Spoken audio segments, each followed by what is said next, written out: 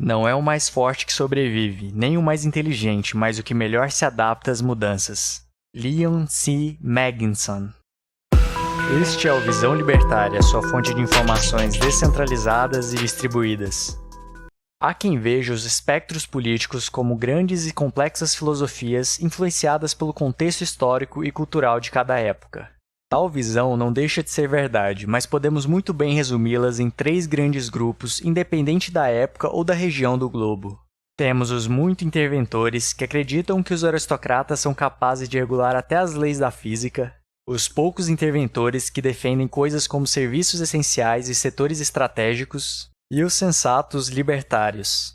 Esses últimos só tiveram sua filosofia formalmente nomeada recentemente, mas não há motivos para crer que no decorrer da história, homens e mulheres não se revoltaram contra a tirania e a escravidão em maior ou menor grau. O discurso dos interventores é muito sedutor para os menos informados. O ser humano sempre lutou contra a natureza em busca de estabilidade e não resiste quando algum aristocrata bem apessoado promete fornecê-la. Estabilidade no emprego, estabilidade de preços, estabilidade no mercado de crédito e acionário. Basta fornecer um pouquinho de poder para o governante que ele lhe promete o paraíso na Terra. Porém, como veremos no decorrer desse vídeo, poucas coisas atrofiam tanto um sistema complexo como a falta de estresse. Nos aprofundaremos nos danos causados ao mercado acionário e ao comportamento dos agentes econômicos. Com a criação dos bancos centrais e o fim do padrão ouro, os governos ganharam mais poder do que nunca para manipular as variáveis chaves do mercado, como a abundância de moeda e as taxas de juros. E, de fato, a aplicação de políticas monetárias e fiscais estabiliza de forma artificial o preço dos ativos. Esse fenômeno é tão evidente que na história econômica o período entre 1985 e 2007 é chamado de The Great Moderation, ou a Grande Moderação, devido à baixíssima volatilidade do crescimento do PIB e da inflação. Tudo isso parece bom demais para ser verdade, como de fato é. As cada vez mais baixas taxas de juros e a sinalização por parte dos governantes de que qualquer problema será prontamente solucionado cria incentivos perversos aos agentes econômicos, estimulando a tomada de risco por parte dos investidores e empresários que alocam recursos em projetos que só são possíveis graças ao fluxo infinito de dinheiro. Todos já ouvimos sobre as empresas zumbis, cujos lucros são incapazes até mesmo de quitar suas obrigações. A crise de 2008 é um exemplo desse fenômeno. O governo americano, tendo em vista fomentar o mercado imobiliário, reduziu os critérios para concessão de empréstimos e facilitou a alavancagem das instituições financeiras através das empresas Freddie Mac e Fannie Mae, que injetavam liquidez ao setor. Pessoas sem histórico ou saúde financeira recebiam empréstimos junto aos bancos, que vendiam os direitos de receber os juros desses empréstimos para as 2 companhias citadas, que por sua vez empacotavam vários desses empréstimos e vendiam como investimentos para o resto do mundo. Uma brincadeira nada saudável de batata quente. Claro que existe muito mais sobre a crise de 2008 do que esse vídeo é capaz de expor. Se você deseja saber mais, existe um excelente texto sobre o tópico no Instituto Mises Brasil. A questão é que desde 1981, as taxas de juros vêm caindo nos Estados Unidos e em todo o mundo desenvolvido. Mas será que as taxas de poupança têm crescido para justificar essa abundância de liquidez? Claro que não.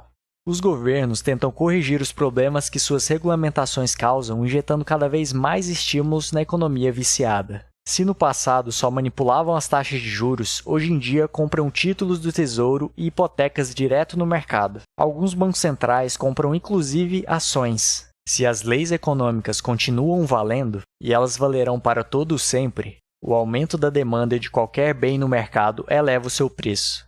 Isso tudo significa que os proprietários originais do capital estão ficando cada vez mais ricos à custa da perda do poder de compra via inflação dos mais pobres. De acordo com um paper de 2013 que leva em conta os países de língua inglesa, a concentração de renda histórica nos 1% mais ricos tem um formato de U, caindo fortemente desde o início do século XX até a grande virada no meio da década de 70. Lembrando que o padrão ouro acabou em 1971 e o Fed se tornou independente em 1951. O principal mecanismo de concentração de riqueza é a moeda fiduciária e não o capitalismo. Por mais que o empobrecimento causado pelo governo seja algo revoltante, tanto pela imoralidade do ato em si como pelo descaso absoluto de todos os progressistas e desenvolvimentistas, o foco é como esse sistema fragiliza a sociedade. Mas então alguém pode perguntar, Como então poderemos criar estabilidade aos trabalhadores? Como poderemos garantir todos os direitos da Constituição? E como poderemos impedir a gravidade de nos jogar contra o chão?